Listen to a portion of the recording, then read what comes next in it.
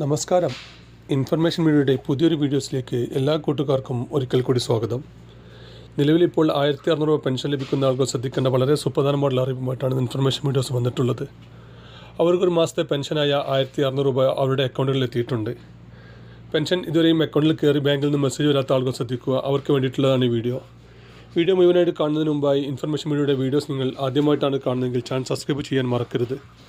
നമ്മുടെ ചാനൽ ഒരു തരത്തിലുള്ള മതരാഷ്ട്രീയ കാര്യങ്ങളും വരുന്നതല്ല. ഗവൺമെൻറ് ലഭിക്കേണ്ട സേവനങ്ങൾ, ആനുകൂല്യങ്ങൾ, അറിയിപ്പുകൾ എന്നിവയെക്കുറിച്ച് മാത്രമാണ് വീഡിയോസ് വരുന്നത്. ശ്രദ്ധിക്കുക, ഗവൺമെൻറ് സേവനങ്ങൾ എപ്പോൾ വേണമെങ്കിലും പുതിയ മാറ്റങ്ങൾ വരാം. ഏറ്റവും പുതിയ അറിയിപ്പുകൾ ലഭിക്കാൻ തൊട്ടടുത്തുള്ള ബെല്ലൈക്കൺ കൂടി ക്ലിക്ക് ചെയ്യുക. നിലവിലിപ്പോൾ പെൻഷൻ ലഭിക്കുന്ന ആളുകൾക്ക് ഫെബ്രുവരി മാസത്തെ പെൻഷനായ 1600 രൂപയാണ് അവരുടെ അക്കൗണ്ടിൽ കയറിയിട്ടുള്ളത്. എന്നാൽ പല ആളുകൾക്കും 1300, 1200, 1400 അങ്ങനെ പല രൂപത്തിലുള്ള പണമാണ് എത്തിയിട്ടുള്ളത്. അങ്ങനെയുള്ള ആളുകൾക്ക് കേന്ദ്രത്തിൽ നിന്നുള്ള വിഹിതമായ ബാക്കി പണം ഉടൻ തന്നെ അക്കൗണ്ടിൽ എത്തുന്നതാണ്.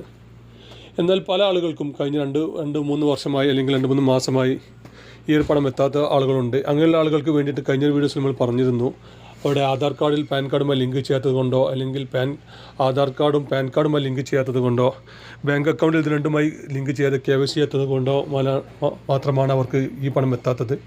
അങ്ങനെയുള്ള ആളുകൾ ബാങ്കിൽ പോയി അവരുടെ ബാങ്ക് അക്കൗണ്ട് ഒന്ന് ക്ലിയർ ചെയ്യുക. അതിനുശേഷം പെൻഷൻ ലഭിക്കുന്ന പഞ്ചായത്തിൽ നിന്നും അതിനുള്ളത് അപ്പെടുത്തുകൂടി നൽകിക്കഴിഞ്ഞാൽ അവർക്ക് തുടർന്ന് ആ പെൻഷൻ എത്തുന്നതാണ്.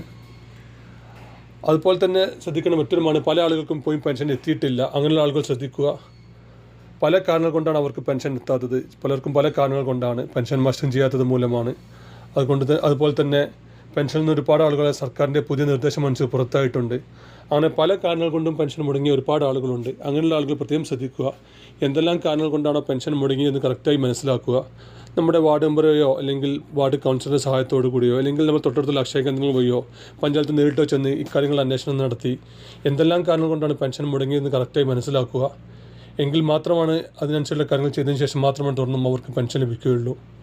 വീഡിയോ ഇഷ്ടപ്പെട്ടെന്ന് കരുതുന്നു. ഇതുപോലത്തെ ഇൻഫോർമേറ്റീവ് വീഡിയോ ലഭിക്കാൻ ചാനൽ സബ്സ്ക്രൈബ് ചെയ്യുക, മറ്റു കൂട്ടുകാർക്ക് ഷെയർ ചെയ്ത് കൊടുക്കുക. ഇനി നമുക്കൊരു പുതിയ വീഡിയോസുമായി കാണാം. അതുവരേക്കും എല്ലാ കൂട്ടുകാർക്കും നന്ദി, നമസ്കാരം.